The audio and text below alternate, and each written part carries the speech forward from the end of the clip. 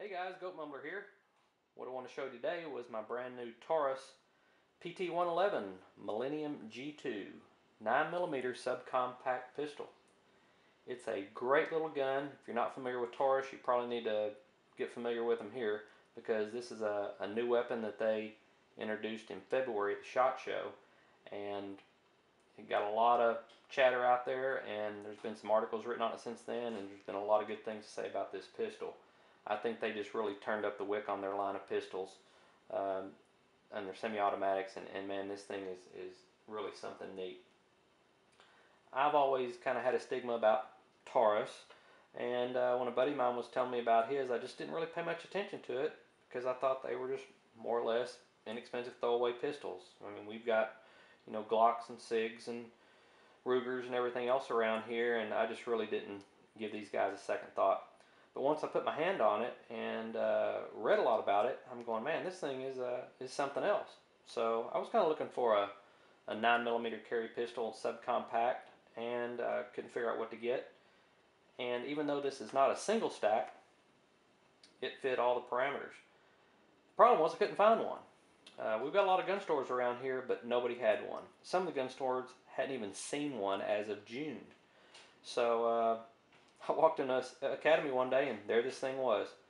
MSRP on the website, Taurus website's $349. Walked out with this one. It was $329. So it's a good little deal. Well, let's see what you get so far. You get obviously your gun. You get 2 magazines. You get a El Cheapo bore brush I'll never use. This is a little tool we'll talk about later. Got a pretty good instruction manual. Small little plastic box, which is not bad for a $300 gun. My Rugers come in cardboard, so I'm not too worried about getting a small little plastic box there. Let's go check this gun real quick. There's nothing in there. You're good to go. Yeah, you can carry a baby Glock, and that's a hell of a weapon, but it's also a $600 plus gun.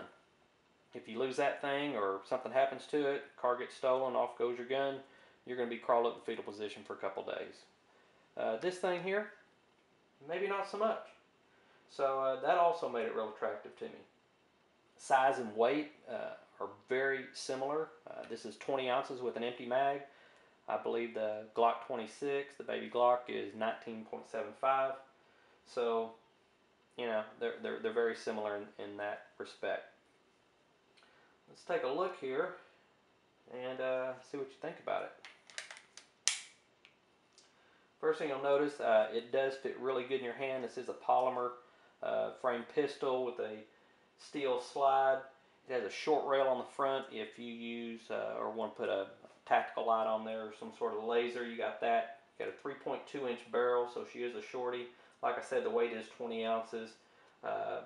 It feels really good. It's got a 12 round magazine in it, and with my hands with this pinky rest on it, it just fits perfect for me. It doesn't feel cheap or inexpensive at all. It's got some nice milling here. It's rounded off in all the right places. Even the sights, it's nice and smooth. You pull this out of the holster, nothing's going to snag. There's nothing on here that really bothers me about this gun at all. It's got these neat little memory pads, is what they call them here in the polymer. My thumb fits in there perfectly. The grips on this thing are, I don't know what they call it, but they are grippy. Front and back, 2 on each side, just really nice. For you lefties, you also got the memory pads here in the polymer on the right side of the gun as well.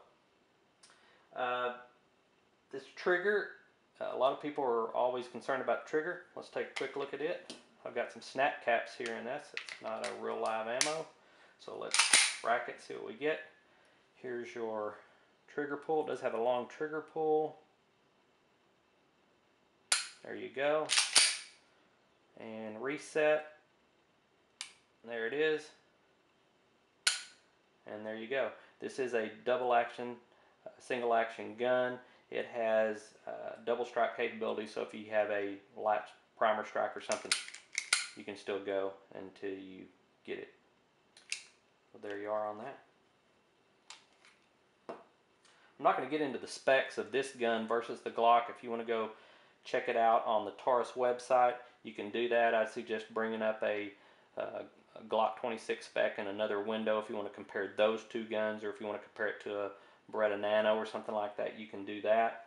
I think you'll see some informative things there when you get to compare them side by side. I'm not going to field strip this gun. It comes down just like a Glock, and when you take it apart, it comes apart just like a Glock. It has a dual spring recoil system.